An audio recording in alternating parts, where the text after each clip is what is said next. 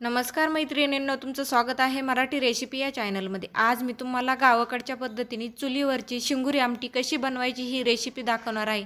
चला मग वेळ न घालवता आपण रेसिपीला सुरुवात करणार आहोत। त्या अगोदर जर चॅनलवर नवीन असाल तर चॅनलला सबस्क्राइब करा, बाजूच्या बेल आयकॉनला प्रेस करा, म्हणजे येणाऱ्या नवनवीन रेसिपी तुम्हाला सर्वात अगोदर मिळतील। चला मग आपण रेसिपीला सुरुवात करूयात। शिंगुरी आमटीचे सुके मसाले घेतलेले आहेत। इथे मी अर्धा किलो खोबरं, लसूण, आलं ठेचून घेतलेलं आहे। कोथिंबीर थोडीशी बारीक कट करून घेतलेली आहे। 2 किलो फुटाणे मी कुटून गाळणीने गाळून घेतलेले आहे। इथे मी लसूण, खोबरं, धने दळून घेतलेले आहेत। आणि इथे आपले सुके मसाले आहेत। लाल मिरची पावडर आहे, हळद आहे आणि एव्हरेस्ट मसाला आहे आणि चवीनुसार मीठ आहे। आणि आमटी बनवण्यासाठी इथे मी अर्धा किलो तेल वापरणार आहे। शिंगुरी आमटीसाठी आपल्याला भरपूर तेल लागतं, तर इथे माझा व्हिडिओ स्टॉप झालेला आहे, त्यामुळे मी तुम्हाला तेल दाखवू शकले नाही आणि आपले सुके मसालेही तळलेले दाखवू शकले नाही। फुटाणे मी कुटून गाळून घेतलेले आहे। आपल्याला या पद्धतीने पाण्यामध्ये पेस्ट बनवून घ्यायची आहे, पाहू शकता तुम्ही।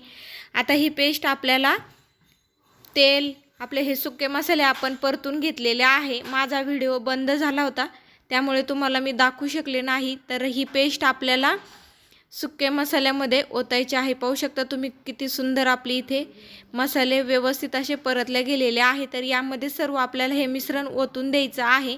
इथे मी 20 जणांची आमटी बनवणार आहे, तर इथे मी पूर्ण पातेलभर आमटी बनवणार आहे। यामध्ये आता मी पाणी ॲड करणार आहे। पाहू शकता तुम्ही, आपल्याला हे व्यवस्थित आमटीचं मिश्रण मिक्स करून घ्यायचं आहे। नंतर यामध्ये आपल्याला लागण तसं पाणी ओतायचं आहे।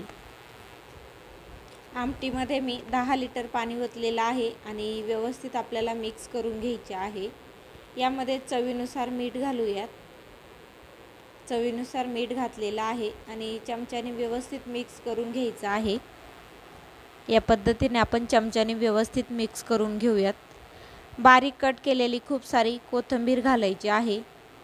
आमटीमध्ये कट करून कोथिंबीर घातल्याच्या नंतर खूप छान आमटी लागते। या पद्धतीने मी खूप सारी कोथिंबीर घातलेली आहे। कोथिंबीर आता आपण घातल्याच्या नंतर व्यवस्थित असं चमच्याने मिक्स करून घेऊयात या पद्धतीने आणि छान उकळी काढून घ्यायची आहे। इथे मी पातेल्यामध्ये 10 लिटर पाणी ओतलेलं आहे, तर इथे मी 20 जणांची आमटी बनवलेली आहे, पाहू शकता तुम्ही।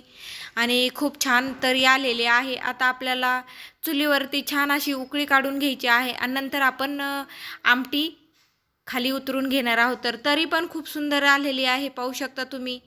आणि इथं आम्ही खाली उतरून आमटीही घेतलेली आहे आणि ताटही रेडी केलेले आहे। त्यासोबत खाण्यासाठी बाजरीच्या भाकरी, जिरा राईस, भात, लिंबू, कांदा या पद्धतीने आम्ही आमटी बनवलेली आहे, पाहू शकता तुम्ही। नक्की एकदा ट्राय करा। रेसिपी कशी झाली ती कमेंटमध्ये सांगायला विसरू नका।